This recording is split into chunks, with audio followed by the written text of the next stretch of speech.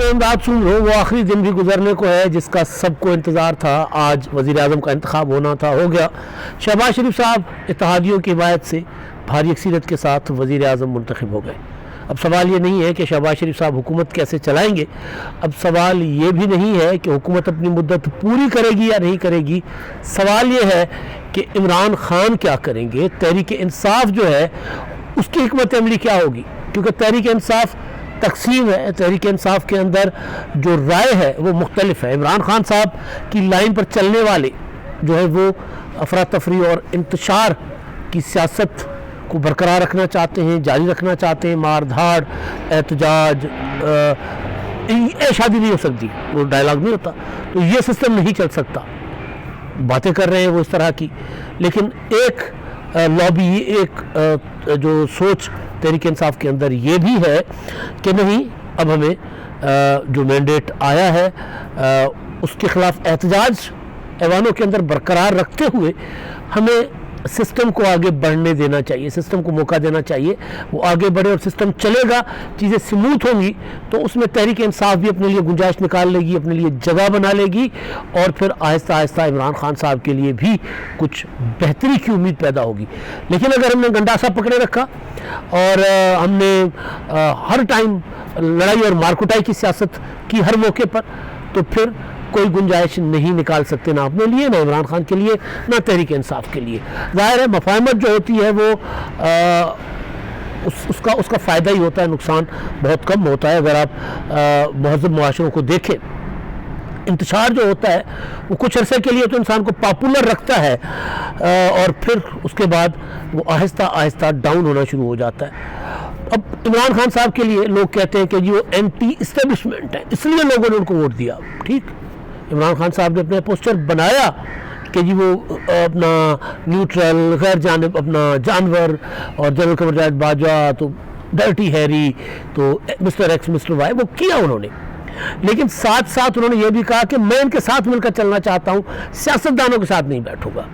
لہذا عمران خان صاحب کا مسئلہ یہ کبھی نہیں رہا کہ کوئی وہ اینٹی اسٹیبلشمنٹ ہے, یا وہ فوج کے ساتھ مل کر کام نہیں کرنا چاہتے, یا وہ فوج کے اقتدار کے اندر جو مداخلت ہے, سیاست کے اندر مداخلت ہے, اس کے خلاف ہے. نہیں, بالکل بھی نہیں. وہ کہتے ہیں کہ فوج سیاست میں مداخلت کرے تو میرے لیے کرے, فوج اقتدار میں شیئر اپنا کسی کے ساتھ کرے تو میرے ساتھ کرے. لہذا وہ فوج کو ایک سیاسی حقیقت تسلیم کرتے ہیں, لیکن ہم ظاہر فوج کو ایک حقیقت ضرور تسلیم کرتے ہیں, لیکن سیاسی حقیقت نہیں ہے.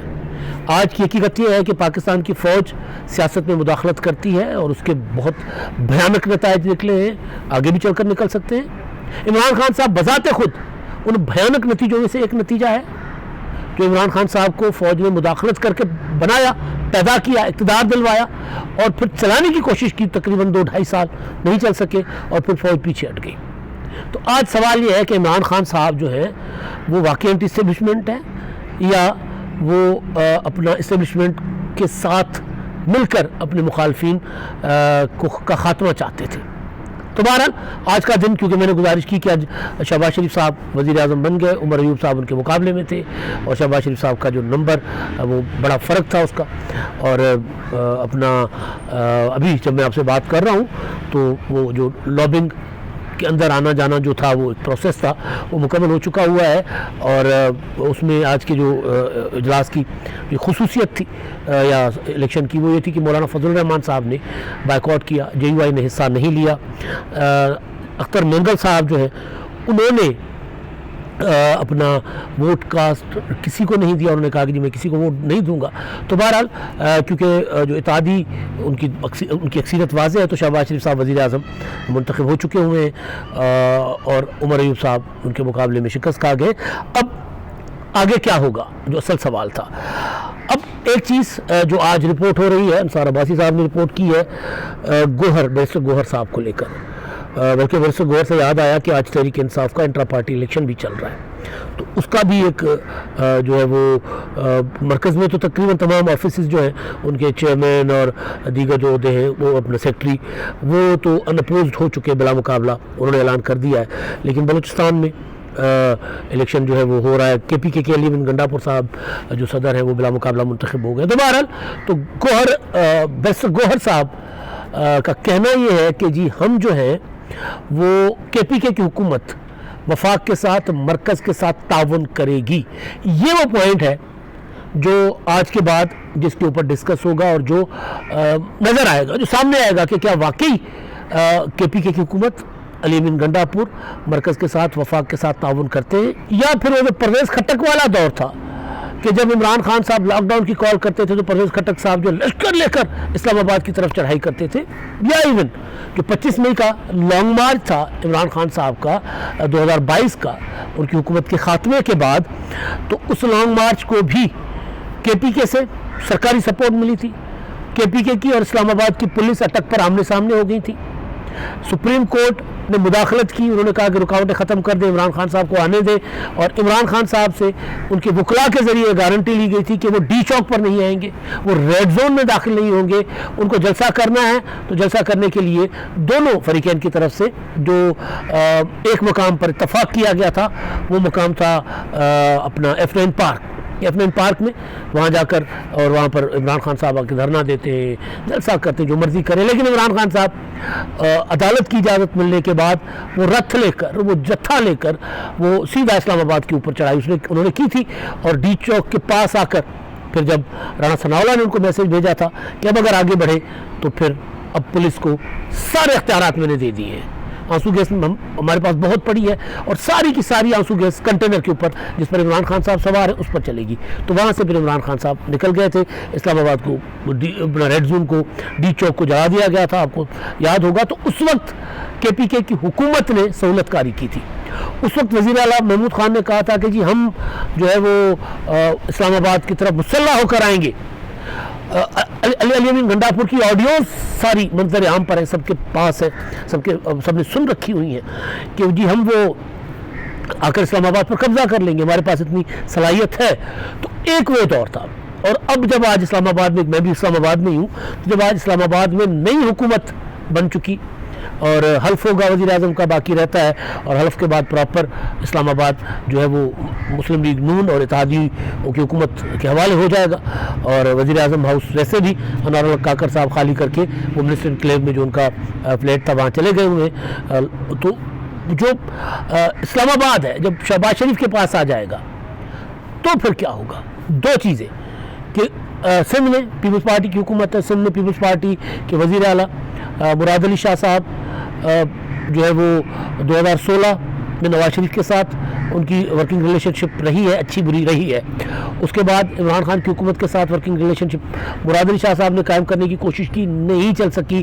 عمران خان صاحب نے تو گنڈاسا پکڑا ہوا تھا, گورنر راج لگاؤں گا, میں یہ کروں گا. روزانہ علی زیدی اور دوسرے عمران اسماعیل اور دوسرے لوگ جو ہے وہ جا کر کہتے تھے کہ جب ہم نے گورنر راج لگانا ہے. فواد چودھری جاتے تھے روزانہ کہ جی کراچی پہنچ گئے فواد چودھری گورنر راج لگانے.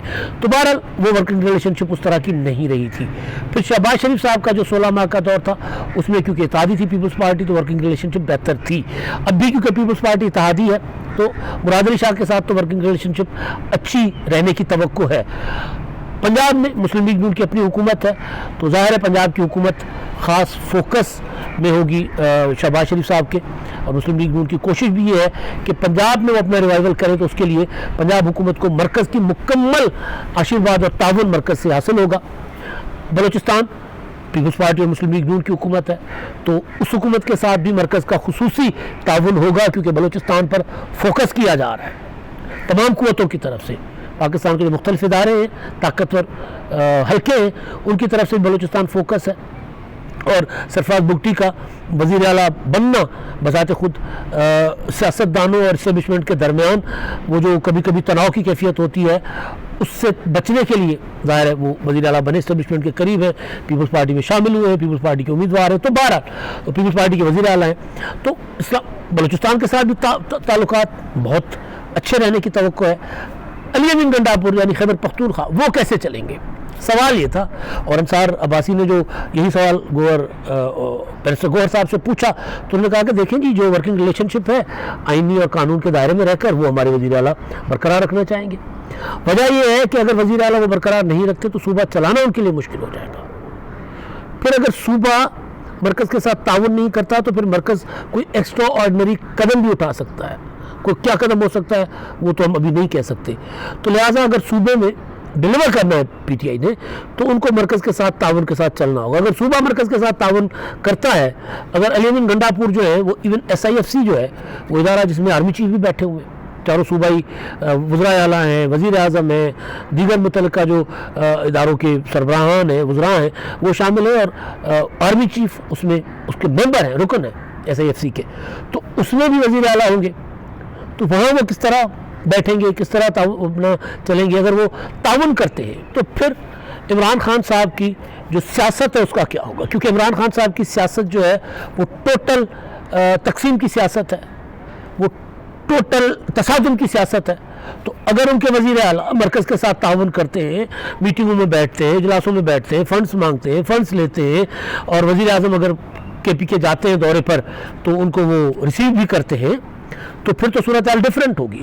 لیکن اگر عمران خان صاحب کی سیاست کو زندہ رکھنے کے لیے علی امین گنڈا پور, کیونکہ علی امین گنڈا پور بذات خود عمران خان صاحب کی سیاست کی کہ تو فیلی ہے نا, اسی کی وجہ سے وہ وزیر اعلیٰ بنے, تصادم کی سیاست کی وجہ سے. تو اب اگر وہ تصادم کی سیاست کی طرف جاتے ہیں تو پھر سوال یہ ہے کہ پھر صوبے میں کیا ہوگا.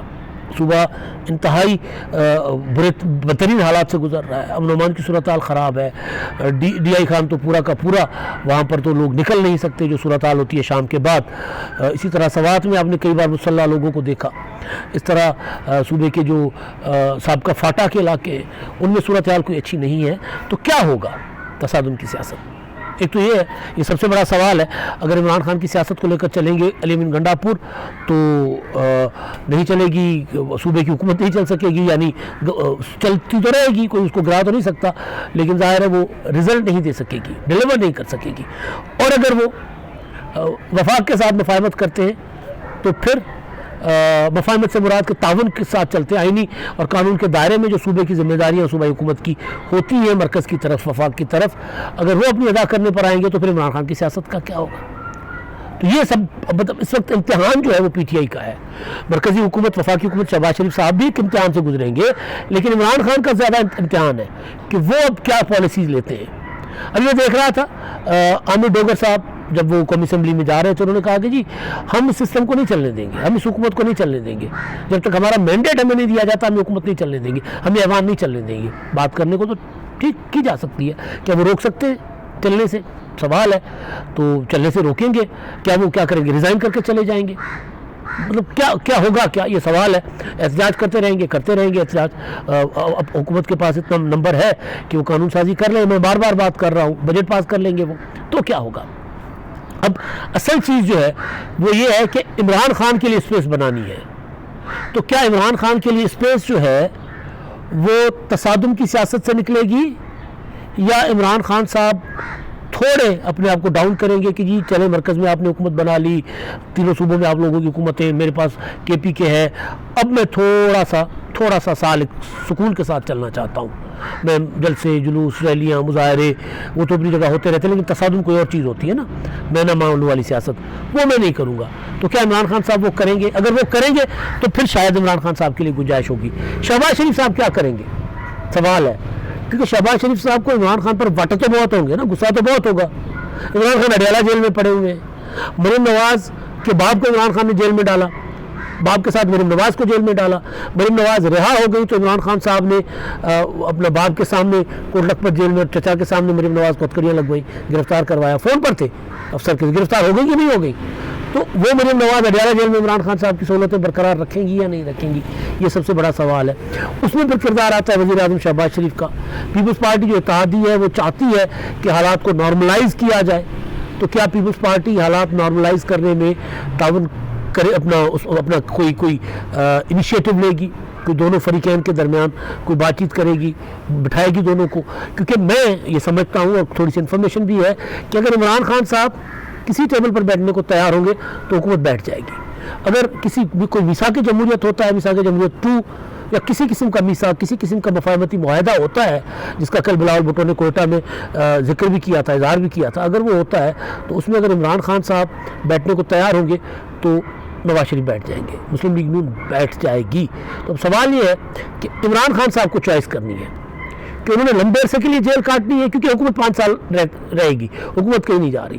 تو عمران خان صاحب نے لمبے عرصے کے لیے قید کاٹنی ہے, یا عمران خان صاحب نے سسٹم کو چلنے دینا ہے اور اپنے لیے بھی راستہ بنانا ہے. تو آج کا دن اہم تھا, آج کے دن کا انتظار تھا. میں بار بار کہتا رہا ہوں کہ جب وفاق میں حکومت بن جائے گی اور جب نظر آ جائے گا کہ وہ حکومت 5 سال چل سکتی ہے, تو اس کے بعد عمران خان صاحب کا تھاٹ پروسیس شروع ہوگا, اور اس کے بعد عمران خان صاحب جو ہیں وہ میسیجنگ بھی کریں گے اور وہ ٹیبل پر بیٹھنے کو بھی تیار ہوں گے. وہ دن آج ختم ہونے کو ہے, آج آخری دن تھا. آج کے بعد نئے حالات ہوں گے, نئے معاملات ہوں گے, اور نئے حالات اور نئے معاملات کے ساتھ عمران خان صاحب خود کو کتنا ایڈجسٹ کرتے ہیں, یہ سب سے بڑا سوال ہے. اب تک کے لیے اتنا ہی. اللہ حافظ.